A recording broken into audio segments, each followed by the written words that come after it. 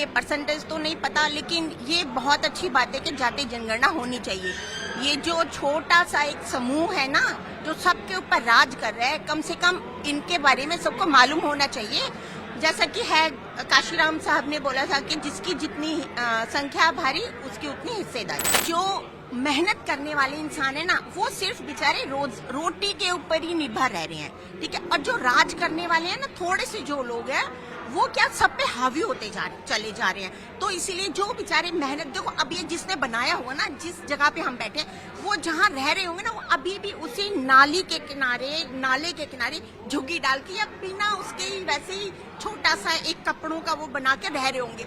ये सहूलियत किसने करी है, ये नहीं कोई भी सोचेगा। ये सहूलियत करने वाला इंसान जो है, वो अभी भी उसी आर्थिक आधार पे आप कहती, आप जातिगत आधार पे क्यों कह रही? आर्थिक जाति, अरे तो आप किसी को देखिए, कोई मुट्ठी भर इंसान जो है, वो कौन सा ऐसा कर रहा है काम, ये बताइए आप। मुट्ठी भर सवर्ण? हाँ जी, कौन कर रहा है स्वर्ण, कौन कर रहा है ये बताओ।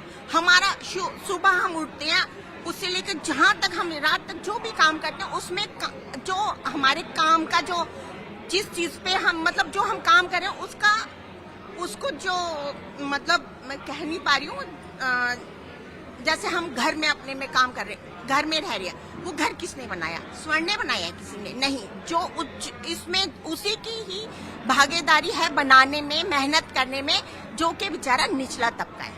और उसको उठाने के लिए किसी को वो ही नहीं है। देखो 6,000 करोड़ रुपए बहुत होते हैं, ठीक है, वो कर्जा माफ कर दिया। और किसानों का थोड़ा सा कर्जा होता है, 2-3 लाख रुपए को, उसके पीछे जान दे देते हैं। ये थोड़ा सा सोचना चाहिए भाई। वो ये लोग जाति की जो बात करते हैं ना, इससे क्या होता है कि आपस में एक दूसरे को लड़ाया जाना चाहिए। बस जाति का मतलब यही है कि एक दूसरे को लड़ाओ। अब उसको बना दिया, दूसरे वाले को उधर पीछे से उकसा दिया, तुझे नहीं बनाया। अब वो क्या, दोनों के मन में तो द्वेष हो गया ना, आपस में तो द्वेष हो गया भाई, उसको बना दिया। ये बस छोटी छोटी सी ऐसी लालच दे के ना इंसान को तो एक दूसरे के प्रति वो करते हैं, और कुछ नहीं है। मेरा हिसाब तो यही, जाति जनगणना बहुत जरूरी है, होनी भी चाहिए। जो हमारे घर में कोई मेहमान आता है, ठीक है, वो थोड़े दिन के लिए ठीक रहता है ना। अगर उसकी घर में हर काम में उसकी ये हो जाए, ऐसे करो वैसे करो, हमें लगता है ना इसे हटाओ भाई, ये रिश्तेदार सही नहीं है, अब इसे बहुत हो गया, इसका निकाल दो, ये वाली बात है। क्या है, जो घर का जो मेन है ना, उनको तो पीछे कर दिया उस मेहमान ने और खुद आके बैठ गए। अब देखिए 1200 का सिलेंडर था, 1300 का था, ठीक है, उसमें कह रहे थे महंगा नहीं है, ठीक है। जब 200 रुपए कम कर दिए तो इतना ढिंडोरा क्यों पीटा जा रहा है उस बात का कि सिलेंडर सस्ता हो गया, 200 रुपए कम हो गए, 200 रुपए कम हो गए। ये बताइए, जब सिलेंडर 1200 का महंगा नहीं था, ये जो फ्री गिफ्ट जो मिल रहा है, ये कितना 5 किलो मिल रहा है, ठीक है।